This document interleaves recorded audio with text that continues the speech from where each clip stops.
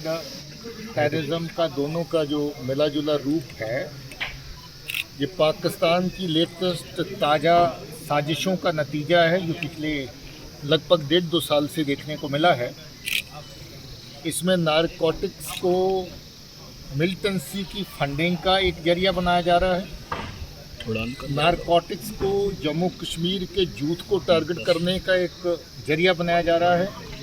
Narcotics को जहां के समाज को खोखला करने का एक जरिया पाकिस्तान की तरफ से बनाया जा रहा है।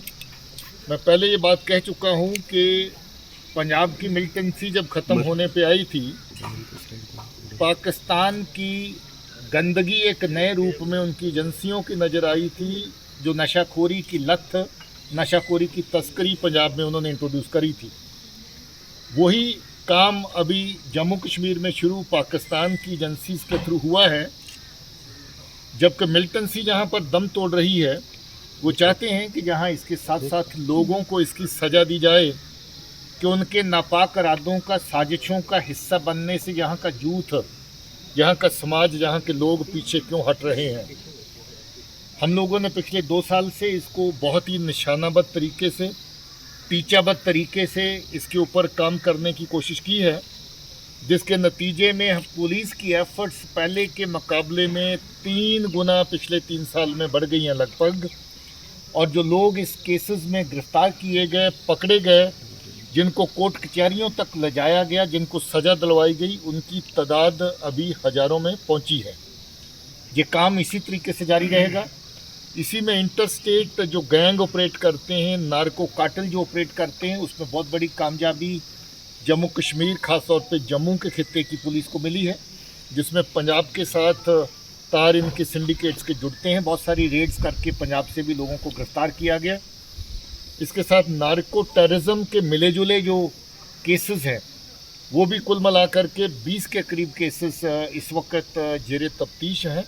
उसमें काफ़ी स्ट्रॉन्ग तरह के नेक्सस मिलिटेंट आउटफिट्स के, टेररिस्ट आउटफिट्स के जो पाकिस्तान से ऑपरेट करते हैं, उनके इसमें जो इन्वॉल्वमेंट सामने आई है, जिसमें लश्कर क्या, हिजब क्या, बाकी जथेबंदियाँ क्या, इवन जैश-ए-मोहम्मद क्या, जो मिली जुली जो खेप है वहाँ से हथियार की, नारकोटिक्स की और कैश की बेचते हैं।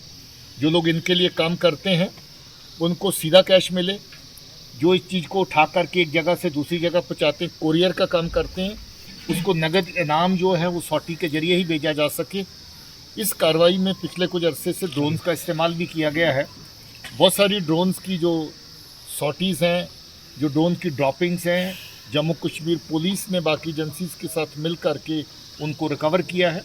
केसेस लगे हैं, तफ्तीश हो रही है और बहुत सारी चीज़ें उसमें जो है वो बेनकाब हुई है। हाइब्रिड टेररिज्म हर लेवल के ऊपर मिलिटेंसी का रूप बदलता रहता है। कभी लोकल मिलिटेंसी, किसी एक स्टेज के ऊपर फॉरेन टेररिस्ट की चलाई हुई मिलिटेंसी, जिसमें फदाइन वदाइन उस तरह के कल्चर पैदा हुए थे लेट 90s में। 99 कारगिल के युद्ध के बाद जब कारगिल में इनको मुंह की खानी पड़ी, उसके बाद वो एक नया चलन पैदा हुआ था। अब terrorist outfit, militant organisation based militancy जो जहाँ पर चलती थी, उसका लगभग सफाया हो गया। उसमें कोई लीडरशिप नहीं है, चाहे लश्कर, चाहे हिजब, चाहे जैश की बात करें। अब ये जो बिखरे हुए एलिमेंट हैं, इनको चलाने का काम पाकिस्तान में बैठे पाकिस्तान की एजेंसीज करती हैं। उन एजेंसीज के साथ काम करते जहाँ के गद्दार जो जहाँ से भाग के पाकिस्तान में बैठे हैं, कुछ वो करते हैं। वहाँ पर बैठे उनके कुछ टट्टू जो पाकिस्तानी मूल के हैं, पाकिस्तान के रहने वाले हैं, वो करते हैं। सबके ऊपर नज़र है, सबका डाटा बनाया जा रहा है, सबके ऊपर नकेल कसी जा रही है। अभी इस एरिया का भी एक केस डोडा ज़िले ने पुलिस ने तफ्तीश करके चालान किया, जिसमें 3 लोग जो जहाँ के गद्दार हैं, लोगों के साथ गद्दारी करके पाकिस्तान में बैठे हैं, वहाँ से मिलिटेंसी चलाने की कोशिश कर रहे हैं, उनके खिलाफ चालान पेश किया गया है। ऐसे ही चालान दर्जनों की तादाद में जम्मू की पूरी डिवीज़न में और कश्मीर की डिवीज़न में जो है वो पेश किए गए हैं। 400 के करीब ऐसे लोग आइडेंटिफाई किए गए हैं जो यहाँ से भाग के पार गए हैं, किसी न किसी तरीके से मिलिटेंसी के साथ वहाँ बैठ के वाबस्ता है। उनके खिलाफ हर तरह की कार्रवाई की जा रही है। आप सुनते होंगे कि कभी SIA की रेड, कभी SIU की रेड, कभी किसी प्रॉपर्टी की अटैचमेंट, ये सब तरह के काम उन हैंडलर्स के खिलाफ उनका गला दबोचने के लिए उनके जहाँ बैठे जो उनके वेलविशर हैं, जो उनकी सपोर्ट करते हैं, उनके जो उनको जो काबू में करने के लिए उनके खिलाफ ये कार्रवाई की जा रही है। और ये कार्रवाई देखिए, सबसे पहले तो मैं गंदों के वाम को, डोडा ज़िले के वाम को मुबारकबाद देना चाहता हूं और शुक्रिया कहना चाहता हूं कि ये गंदो जहां कभी गांव के नाम, सड़कों के नाम, इलाकों के नाम, पाकिस्तान के इलाकों के नाम के साथ जोड़ के रखे गए थे, इन इलाकों को फिर से हमने अपने इलाके करके अपनाया है, इनको तरक्की और खुशहाली के रास्ते पर चलाया है। मुझे याद है कि जहाँ पर कितनी कितनी बड़ी जो सड़कें बनाने के लिए जेलाटिन रॉड्स की लूट होती थी, जो हथियार कहाँ पर गार्डों पे, थानों पे, चौकियों पे रखे जाते थे, उसकी लूट होती थी। मैं वो नूरे कमांडो को, या उस वक़्त का हाजी आरफ जो सबसे बड़े हरामी जो टेररिस्ट थे, उनका जिक्र कर रहा था।